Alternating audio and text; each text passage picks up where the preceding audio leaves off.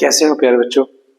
तो चलते हैं आगे के नए चैप्टर पे जिसका नाम है कार्बन कंपाउंड्स।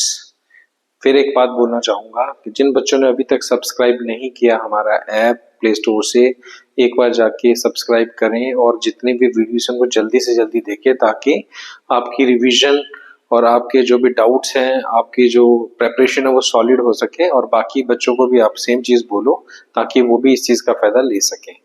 तो हमारे क्रैश कोर्स की जो सीरीज चल रही है उसमें जो नेक्स्ट चैप्टर है वो नाम से पता चल गया आपको, वो है कार्बन कंपाउंड्स। अगर हम कार्बन कंपाउंड्स की बात करें ना तो चैप्टर जो है सारा का सारा कार्बन के ऊपर बेस्ड है ना। तो क्वेश्चन ये आता है कि कार्बन पे ही एक इतना बड़ा चैप्टर क्यों बनाया गया है, इसका नाम सल्फर कंपाउंड्स क्यों नहीं, ऑक्सीजन कंपाउंड्स क्यों नहीं, इतना बड़ा चैप्टर मतलब कार्बन को लेके क्यों बनाया गया। तो कुछ तो खास होगा कार्बन में। अगर हम बात करें कार्बन की ना तो कार्बन बड़ा इंपॉर्टेंट कंपाउंड है हमारे लिए। क्यों? उसका कारण है कार्बन जो है ना एक वर्सेटाइल एलिमेंट है। वर्सेटाइल का मतलब ये होता है कि वो अलग अलग रोल निभा सकता है अलग अलग जगह पे। क्यों? कारण ये है कि कार्बन पूरी केमिस्ट्री के अंदर अकेला एक ऐसा एलिमेंट है ना जिसके अंदर एक बहुत बड़ी प्रॉपर्टी है, वो है कैटिनेशन। कैटिनेशन मतलब ये लंबी लंबी चेन अपने साथ भी बना सकता है, दूसरों के साथ भी बना सकता है लंबी लंबी चेन। और ये चेन्स दो एलिमेंट से लेके हजारों लंबी कार्बन कार्बन की चेन हो सकती है। इसकी वजह से ये दुनिया में सबसे ज्यादा एलिमेंट्स कंपाउंड्स बनाता है। इसलिए हम लोग कार्बन को अलग से स्टडी करते हैं। कार्बन की स्टडी को बोलते हैं ऑर्गेनिक केमिस्ट्री।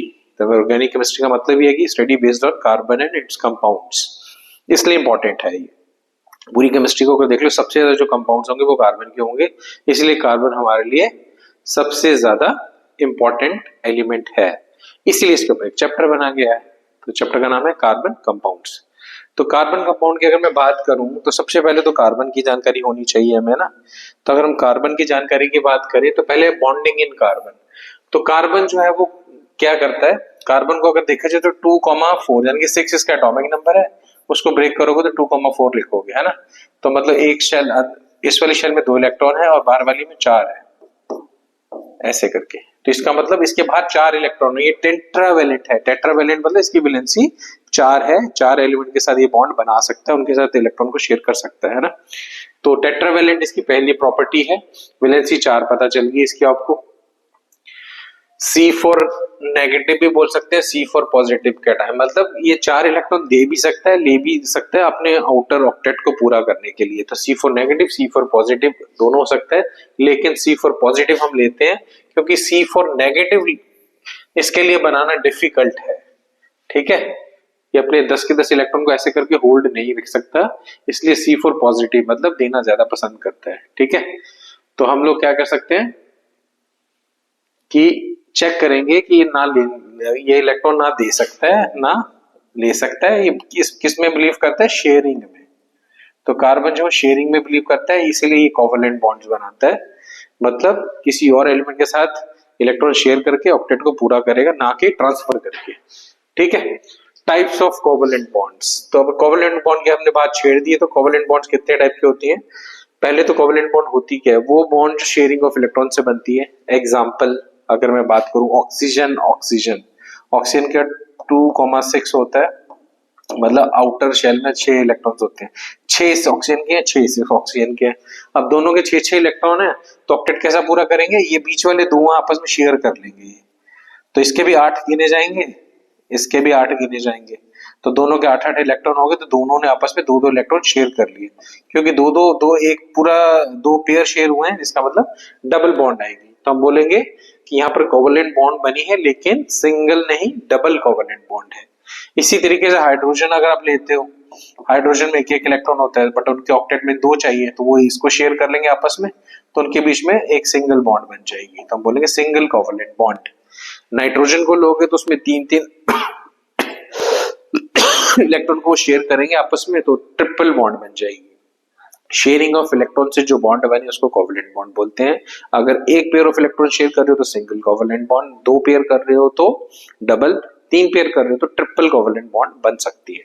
ठीक है, इसी का एग्जांपल मैंने आपको दिया अभी। नाइट्रोजन का अगर देखेंगे तो 5 होती है उसकी, 3-3-3 3-3-3।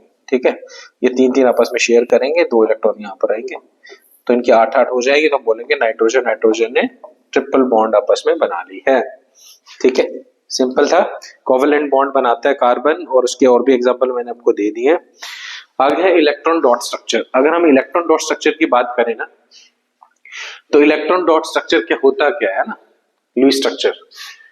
तो इसमें क्या करते हैं हम लोग, जो आउटर मोस्ट शेल में इलेक्ट्रॉन्स उनको यूज करते हैं, उनको डॉट की फॉर्म में लिखते हैं और वहां पर शो करते हैं हम लोग शेयरिंग ऑफ इलेक्ट्रॉन्स एग्जाम्पल। और हमें ऑक्टेट रूल तो हमेशा रखना है कि बाहर वाली शेल को पूरा करने की आपने कोशिश करनी है हमेशा, ये आपका हमेशा टारगेट रहेगा। जैसे एग्जांपल है हाइड्रोजन मॉलिक्यूल। हाइड्रोजन मैंने अभी आपको बताया था, हाइड्रोजन हाइड्रोजन सिर्फ एक एक इलेक्ट्रॉन होता है इनके पास। अगर इसको 2 बनाने तो ये क्या करेगा, इसके साथ शेयर करेगा। सिमिलरली ये भी करेगा। अब दोनों ने एक पेयर शेयर कर लिया तो बीच में बॉन्ड आ जाएगी, covalent single bond. Formation of CH4। अगर CH4 लोगे तो C बीच में लिखो, 4 बाहर लिख लो H। हाइड्रोजन की वैलेंसी 1 1 1 1, कार्बन की 4 होती है, 1 2 3 4। तो कॉरस्पॉन्डिंग जो सामने सामने लगे उनके साथ एक एक शेयर कर लो। हाइड्रोजन कंप्लीट होता जा रहा है, 2 2 इलेक्ट्रॉन लेके। अब बारी आगे कार्बन की, कार्बन ने भी यहाँ से एक एक पेयर शेयर किया सबके साथ, तो उसके पास भी 8 इलेक्ट्रॉन्स हो गए हैं। तो हम बोल सकते हैं इसका स्ट्रक्चर कुछ ऐसा बनेगा, सिंगल सिंगल कोवेलेंट बॉन्ड हर हाइड्रोजन के साथ ही बनाएगा और CH4 यानी कि मीथेन आपका कंप्लीट हो जाएगा। अगर कार्बन डाइऑक्साइड की बात करें तो एक कार्बन है, 2 ऑक्सीजन है। ऑक्सीजन की 6 होती है, 1 2 3 4 5। आउटर मोस्ट शेल में 6 इलेक्ट्रॉन्स होते हैं ऑक्सीजन के, ऐसे लिख सकते हैं। कार्बन के 4 होते हैं, 2 इधर लिख दो 2 इधर लिख दो। तो देखो इधर 8, ऑक्सीजन के 8 पूरे, ऑक्सीजन के 8 पूरे, कार्बन के 8 पूरे हो गए। तो कैसा डिजाइन बना रहेगा इनका, कार्बन का ऑक्सीजन के साथ कुछ ऐसा डिजाइन रहेगा। इसने डबल कोवेलेंट बॉन्ड शेयर की दोनों साइड ऑक्सीजन के साथ, तो कार्बन डाइऑक्साइड आपका कंप्लीट हो गया। तो ये है हमारे इलेक्ट्रॉन डॉट स्ट्रक्चर्स। उसके आगे हम चलते हैं नेक्स्ट टॉपिक की तरफ, वो है H2S मॉलिक्यूल भी बना के दिखाओ। ये क्वेश्चन है, ये होमवर्क में दे दूं आप लोगों को, आसान है, होमवर्क में करो इसको, ठीक है, आसान क्वेश्चन है। देन है physical properties of organic compounds. ये बड़ा इंपॉर्टेंट टॉपिक है कि ऑर्गेनिक कंपाउंड, कार्बन के जितने भी कंपाउंड्स हैं उनमें खास बात क्या है, उनकी फिजिकल प्रॉपर्टीज क्या है। तो पहला आपने याद रखना है ये आयनिक कंपाउंड्स के ऑपोजिट होते हैं, तो मतलब उनका हाई होता था मेल्टिंग और बॉइलिंग पॉइंट, तो इनका क्या हो जाएगा, लो, क्योंकि इनके बीच में जो फोर्स ऑफ अट्रैक्शन है वो है कमजोर। कोवेलेंट बॉन्ड के बीच में जो फोर्स ऑफ अट्रैक्शन है कम होती है, आयनिक में ज्यादा होती है, ऑपोजिट है एक दूसरे के, ठीक है। एग्जाम्पल अगर देखोगे कार्बन के कंपाउंड्स के, तो है acetic acid, chloroform, ethanol, methane, सब में कार्बन भरा पड़ा है, तो कार्बन के क्या है, कंपाउंड्स, यानी कि ऑर्गेनिक कंपाउंड्स है, ठीक है। नेक्स्ट, कार्बन जो है वो कितने फॉर्म में पाई जाती है, तो आंसर है इसका, कार्बन के बहुत सारे फॉर्म्स हैं, वो अपने याद रखने हैं। वो क्या है, डायमंड है, ग्रेफाइट है, बकमिंस्टर, फुलरीन। कार्बन 3 फॉर्म्स में पाया जाता है, प्योर फॉर्म्स में, जिसको हम बोलते हैं allotropes of carbon. Allotrope of carbon क्या है, ग्रेफाइट, डायमंड, बकमिंस्टर, फुलरीन। तो अगर हम कार्बन के अंदर बात करें तो जो डायमंड है वो आपके लिए बहुत इंपॉर्टेंट है। डायमंड के अंदर क्या होता है, हर कार्बन जो है वो टेट्राहेड्रल स्ट्रक्चर बनाता है बाकी कार्बन के साथ, तो हर कार्बन 4 कार्बन के साथ जुड़ा होता है और बहुत स्ट्रॉन्ग स्ट्रक्चर बनाता है, इसलिए जो डायमंड है वो हार्डेस्ट सब्सटेंस है नेचर के अंदर। ग्रेफाइट की बात करें तो उसमें भी कार्बन, प्योर कार्बन होता है वो, उसमें हेक्सागोनल रिंग शेप बनती है जो आपस में वीक बॉन्ड से जुड़ी होती है, तो स्ट्रक्चर उसका जो है स्ट्रॉन्ग नहीं बन पाता, वो स्लिपरी टू टच होता है हमेशा। कौन, ग्रेफाइट, क्योंकि उसमें रिंग स्ट्रक्चर है लेकिन आपस में जो रिंग्स जुड़ी हुई है वो वीक बॉन्ड से है। तो ये ग्रेफाइट का स्ट्रक्चर है, दोनों ही प्योर फॉर्म है, बर्न करने पे कोई ऐश नहीं बचेगी क्योंकि प्योरेस्ट फॉर्म है। डायमंड जो है वो ट्रांसपेरेंट होता है, चमकदार होता है, ग्रेफाइट उसके उल्टा ओपेक होता है, काले रंग का होता है, ग्रीश होता है। दोनों की यूजेस अलग अलग हैं। डायमंड को हम लोग ज्वेलरी में यूज करते हैं, कटिंग में, ग्राइंडिंग में यूज करते हैं। ग्रेफाइट को उसका ऑपोजिट हम कहाँ यूज करते हैं, सेल्स में, क्योंकि गुड कंडक्टर ऑफ इलेक्ट्रिसिटी है, उसमें वैलेंस इलेक्ट्रॉन होते हैं, क्योंकि हर कार्बन 3 कार्बन से जुड़ा होता है, चौथा इलेक्ट्रॉन फ्री होता है, तो वैलेंस इलेक्ट्रॉन की वजह से गुड कंडक्टर ऑफ इलेक्ट्रिसिटी होता है। ग्रेफाइट को हम पेंट बनाने के लिए यूज करते हैं, पेंसिल के अंदर लिखने के लिए यूज करते हैं। ये होगी इन दोनों की अपनी अपनी यूजेस। कॉमन प्रॉपर्टी क्या है, प्योर फॉर्म ऑफ कार्बन, जब भी बर्न करेंगे ऐश नहीं बचेगी, ठीक है। नेक्स्ट, बकमिस्टर फुलरीन, क्योंकि ये इसको हमने नया नया आया है, इसको नया स्टडी इतने अच्छे से नहीं हुआ, इतना पता है कि फुटबॉल की शेप का 16 कार्बन का ये ग्रुप है, ये भी प्योर फॉर्म है, जब भी बर्न होगा कोई ऐश नहीं बचेगी। नेक्स्ट, वर्सेटाइल नेचर मैंने आपको बता दिया, वर्सेटाइल बहुत है कार्बन, क्योंकि इसके अंदर दो खास प्रॉपर्टीज हैं, कैटिनेशन मतलब लॉन्ग चेन फॉर्मेशन, और दूसरा टेट्रावेलेंट नेचर, इसकी वजह से ये दुनिया में सबसे ज्यादा कंपाउंड बनाता है, वर्सेटाइल है। ठीक है, नेक्स्ट अगर हम आगे चलें, कैटिनेशन को फिर से अगर आपको डिफाइन करना, मैंने पहले बता दिया कि सेल्फ लिंकिंग, अपने आप से मिलके लंबी लंबी चेनें बनाना, सेल्फ लिंकिंग जो प्रॉपर्टी है कार्बन की उसको बोलते हैं हम लोग कैटिनेशन, इसकी वजह से लंबी लंबी चेनें भी बनाता है, ब्रांच स्ट्रक्चर भी बनाता है, वो रिंग्स भी बनाता है। ठीक है, स्मॉल साइज ऑफ कार्बन क्यों बना पाता है, क्योंकि कार्बन का साइज छोटा होता है, एटॉमिक नंबर 6 है, साइज छोटा है,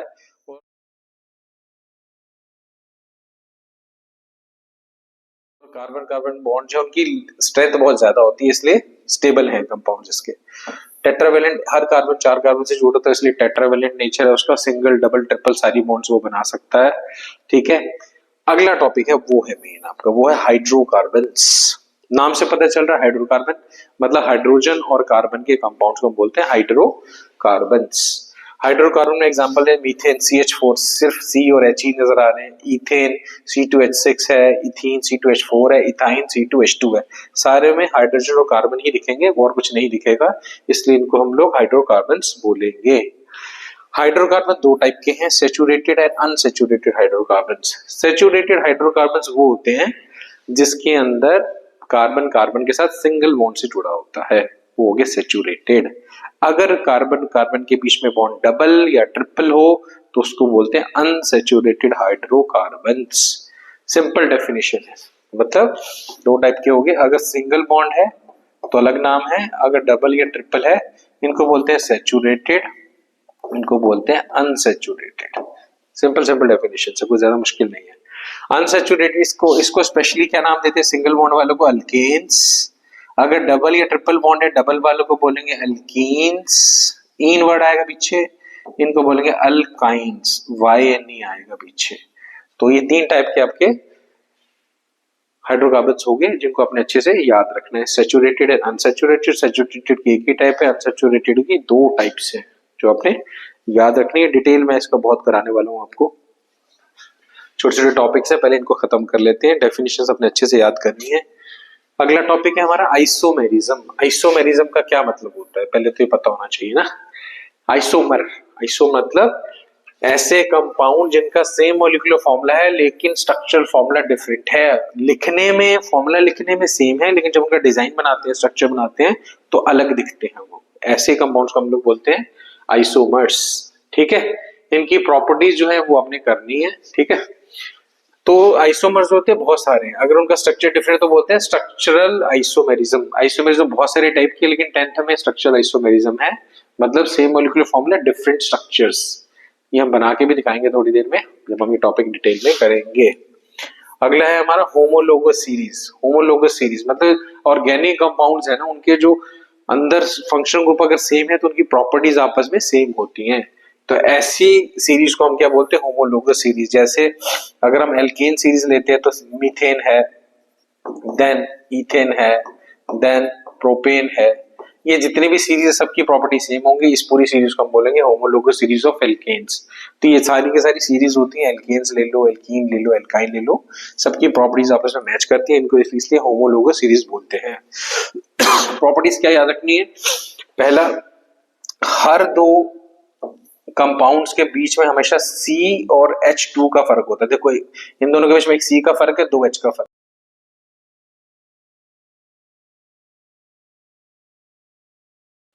अगर हम बात करते हैं होमोलोगस सीरीज की, तो वो सीरीज क्या है, ऑर्गेनिक कंपाउंड्स की वो सीरीज जिसमें क्या होता है, जो कंपाउंड्स हैं उनका फंक्शनल ग्रुप सेम होता है, उनकी केमिकल प्रॉपर्टी सेम होती है, हर दो कॉन्जिक्यूटिव एलिमेंट्स के कंपाउंड्स के बीच में जो डिफरेंस है वो CH2 का होता है, प्लस 14 मास यूनिट्स का डिफरेंस होता है। अगर हम प्रॉपर्टीज की बात करें तो प्रॉपर्टी भी पहले यही है, CH2 का डिफरेंस होगा कॉन्जिक्यूटिव कंपाउंड्स के बीच में, 14 मास यूनिट्स का डिफरेंस होगा, केमिकल्स प्रॉपर्टी सेम होंगी, सेम फंक्शन ग्रुप होगा। तो ये प्रॉपर्टीज अपने याद रखनी है। एग्जाम्पल की बात करें तो एग्जाम्पल में आ जाएगा इसमें एल्केन्स, एल्कीन और एल्काइंस, ये सारे इसी के एग्जाम्पल्स हैं। आगे चलते हैं। अगर हम आगे बात करें तो अगला जो हमारा इसी का टॉपिक है वो क्या कहता है,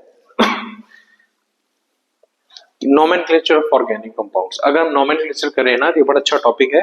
इसके लिए आपको मैं एक स्लैब दूंगा जो अपने याद करनी है। नोमेनक्लेचर का मतलब होता है नामकरण। जैसे बचपन में हम लोग पैदा हुए थे तो हमारा नाम पंडित ने किया होगा या किसी ऐसे पर्सन ने किया होगा, कोई भी जो नाम देता है। तो नामकरण करना बहुत जरूरी होता है केमिस्ट्री के अंदर, क्योंकि अगर आप नामकरण नहीं करोगे तो आप उसकी प्रॉपर्टीज, उनको याद करना, उनकी यूजेस सब बहुत मुश्किल हो जाएगा। तो नामकरण बहुत इंपॉर्टेंट है केमिस्ट्री के अंदर, और नामकरण को हम बोलते हैं नोमेनक्लेचर। और ये नोमेनक्लेचर जो है ये कौन करता है, IUPAC, international union of pure and applied chemistry, Paris में एक ऑफिस है जो ये नामों को घोषित करता है। और जो ऑर्गेनिक केमिस्ट्री, इसमें बहुत सारी चीजें जो आपको याद रखनी पड़ेंगी। पहला, number of carbon atom important होता है। किसी भी कंपाउंड के अंदर कार्बन के कितने एटम्स है ये बड़ी इंपॉर्टेंट चीज है, उसके हिसाब से उसका नाम स्टार्ट होता है। जैसे अगर एक कार्बन है तो नाम हमेशा मिथ से स्टार्ट होगा, 2 कार्बन होंगे तो इत से, 3 होंगे तो प्रॉप, 4 होगा तो ब्यूट, 5 होगा तो पेंट, 6 होगा तो हेक्स, 7 होंगे तो हेप्ट, 8 होंगे तो ऑक्ट, 9 होंगे तो नॉन, 10 होंगे तो डेक। तो 10 तक आपने याद कर लेना कि अगर 10 तक आपके पास कार्बन एटम्स हैं तो उनके नाम जो है प्रीफिक्स स्टार्ट कहां से होगा नाम उसका, तो ये आपने चार्ट याद करना है। बड़ा इंपॉर्टेंट चार्ट है ये आपके लिए।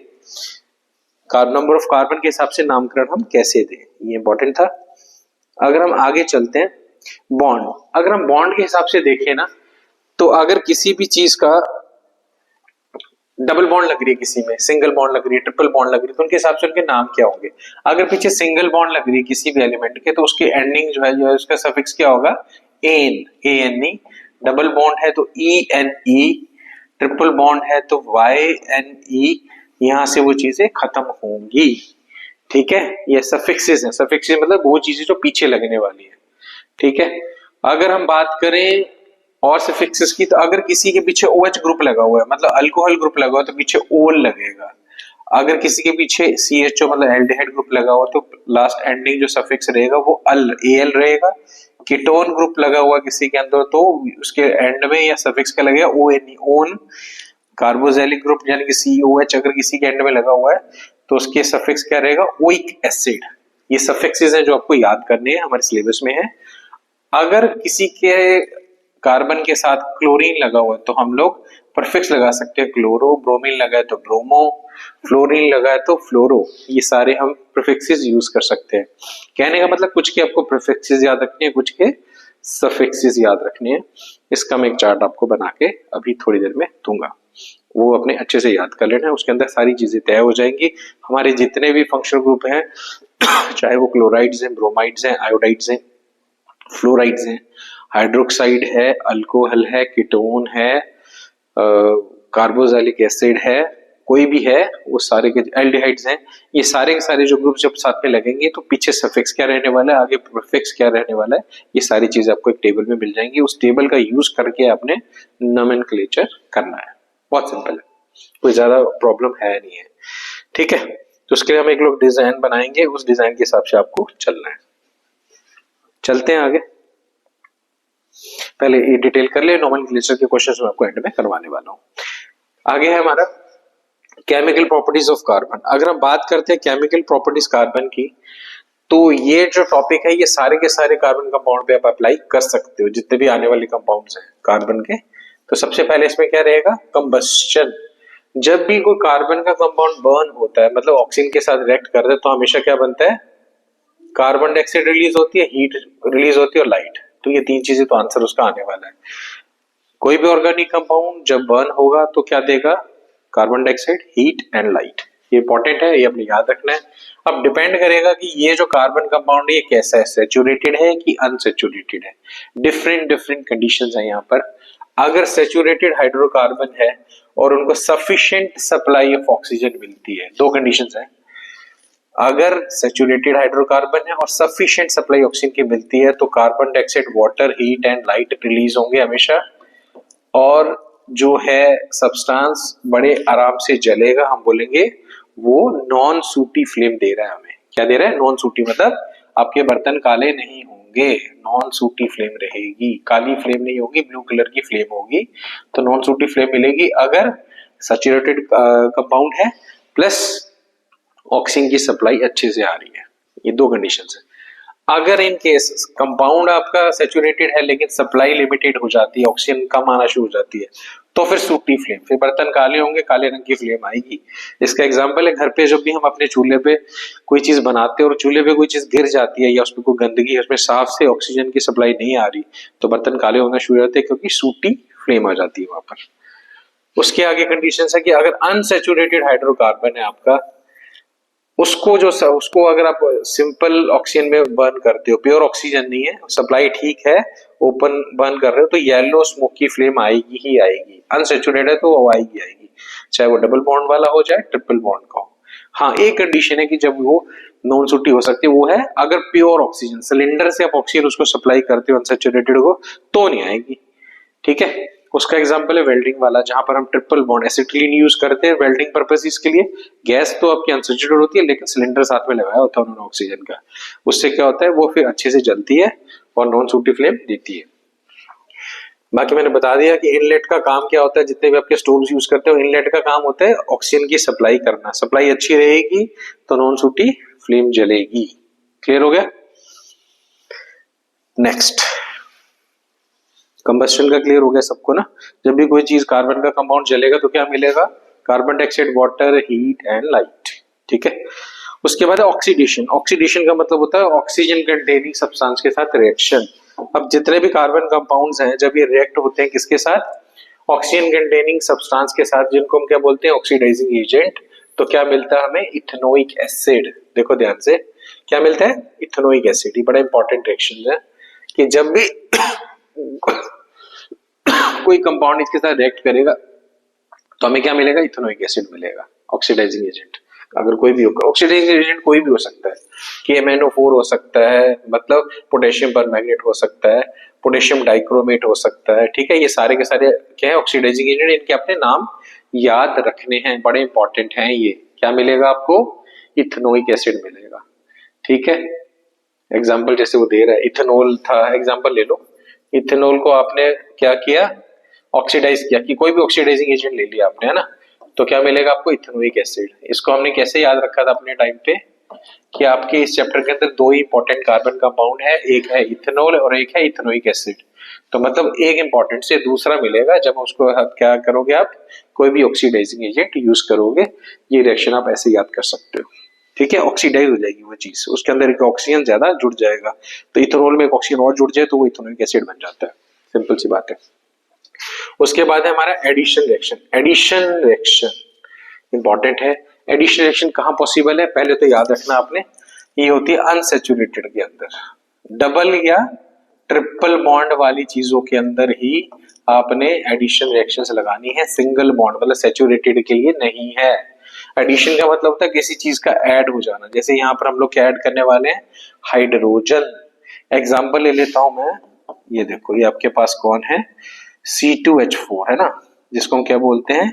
इथीन। इथीन मतलब डबल बॉन्ड वाली चीज। इसके अंदर आप हाइड्रोजन अगर ऐड कर दोगे तो मतलब हाइड्रोजन इसमें ऐड हो गया तो एक एक हाइड्रोजन यहाँ बढ़ जाएगा, ये चीज बन जाएगी ऐसे करके कुछ। कहने का मतलब ये हो गया, ये क्या बन गया? इथेन। कहने का मतलब अनसैचुरेटेड चीजें सैचुरेटेड बन जाती हैं जब उनके अंदर हम हाइड्रोजन ऐड करते हैं। हाइड्रोजन ऐड करने का प्रोसेस को क्या बोलते हैं? हाइड्रोजिनेशन। ऐड आप बहुत सारी चीजें कर सकते हो लेकिन हमारे सिलेबस में हाइड्रोजन को ऐड किया तो मतलब एडिशन के अंदर जो हमारा एग्जांपल है वो है हाइड्रोजिनेशन का।